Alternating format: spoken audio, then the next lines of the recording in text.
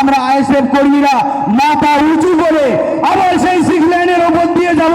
আমরা দেখিয়ে দেবো আইএসএফ এর ক্ষমতা বা জবাব।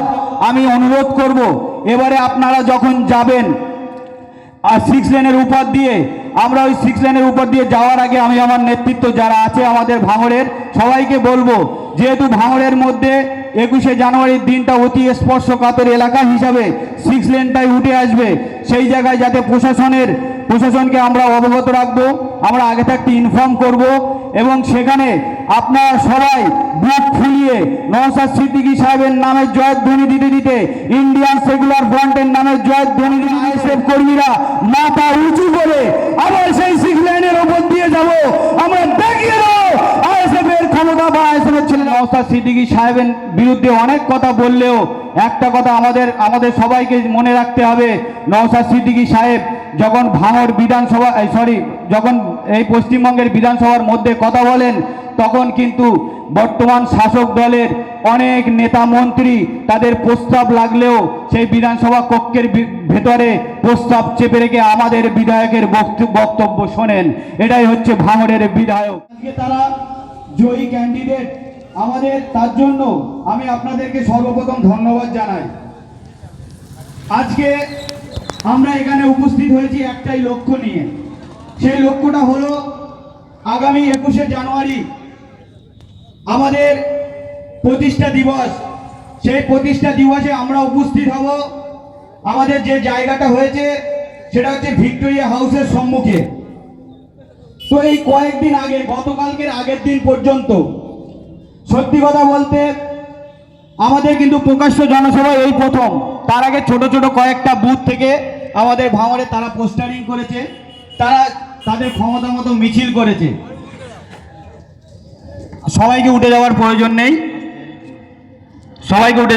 নেই, একজন সাইড করে দিন, সবাই একটু বসুন।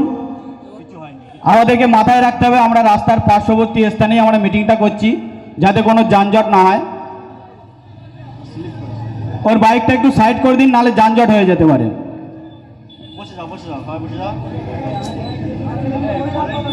ভলেন্টিয়ার্সকে অনুরোধ করবো গাড়িগুলোকে পাস করে দেওয়ার জন্য।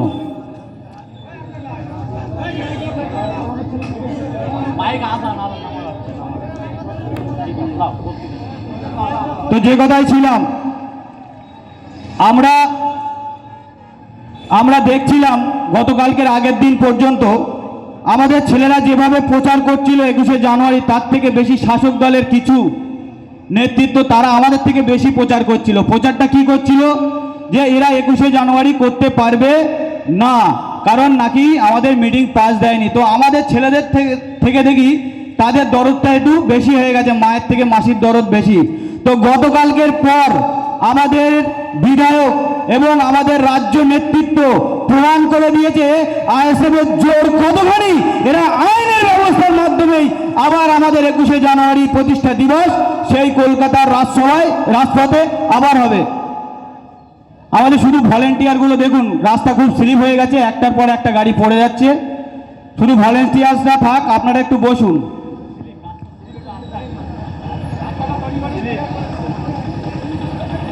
তো আমি যে কথাই ছিলাম, আজকে আমরা এমন একটা মানুষকে বিধানসভায় পাঠিয়েছি, যে মানুষটা এক কথায় সমস্ত রাজনৈতিক দল থেকে শুরু করে সমস্ত জাতি উপজাতির মানুষ এই বাংলার একটাই কথা বলে, না বিধায়ক নওশাদ সিদ্দিকী সাহেব সৎ চরিত্রের মানুষ, তিনি তানার মতন নেতা আমাদের এলাকায়, আমাদের টোটাল বাংলায় খুঁজে পাওয়া তানার বিকল্প সত্যি খুঁজে পাওয়া যায় না।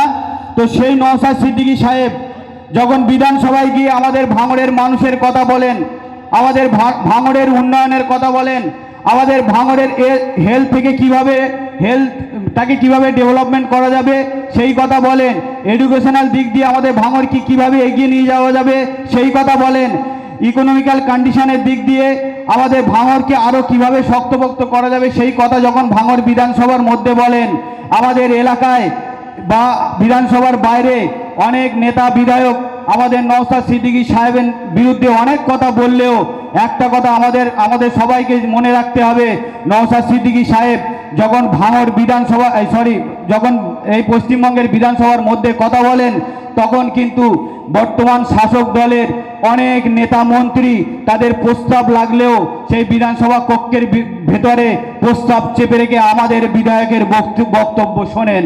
এটাই হচ্ছে ভাঙড়ের বিধায়ক, এটা আমরা সকলেই জানি। তারপর আমরা গত 21শে জানুয়ারি আমরা যখন আপনারাও সবাই যখন 6 লেনের ওপর দিয়ে যাচ্ছিলেন, সেই ঘটনাটা ছোট্ট একটা গল্পের আকারেই বলবো। বাঁকুড়া সদর থেকে শুশুনিয়া পাহাড়ের দিকে যেতে একটা জায়গা ছিল, সেখানে বিগত 8 থেকে 9 বছর আগে আমরা একটা ক্রিকেট খেলতে গিয়েছিলাম, যেখানে খেলা হচ্ছিল। পাশেই একটা সানের ঘাট ছিল, তো সানের ঘাটের পাশে ফিল্ডিংটা আমার পড়েছিল, আমি লং ওয়ানে ফিল্ডিং করছিলাম। সেখানে দেখলাম একজন ভদ্র মহিলা সেই সানের ঘাটে অনেকক্ষণ ধরে চুপচাপ বসে আছেন। কিছুক্ষণ পরে আর একজন ভদ্র মহিলা একটা হাঁড়ির ভেতরে কিছু একটা ছিল, হাঁড়িটা অনেক ছিদ্র করা ছিল নিচের দিকে, সম্ভবত ওতে কিছু রেখেছিল, সেটা পুকুরে এসে ধুয়েছিল। আর একটা কলসি এনেছিলেন সেই আরেকজন ভদ্র মহিলা। কলসিতে করে জল ভরে যখন জলটা পুকুর থেকে তুলছিল, ওনার কোমরে লেগে গেছিল।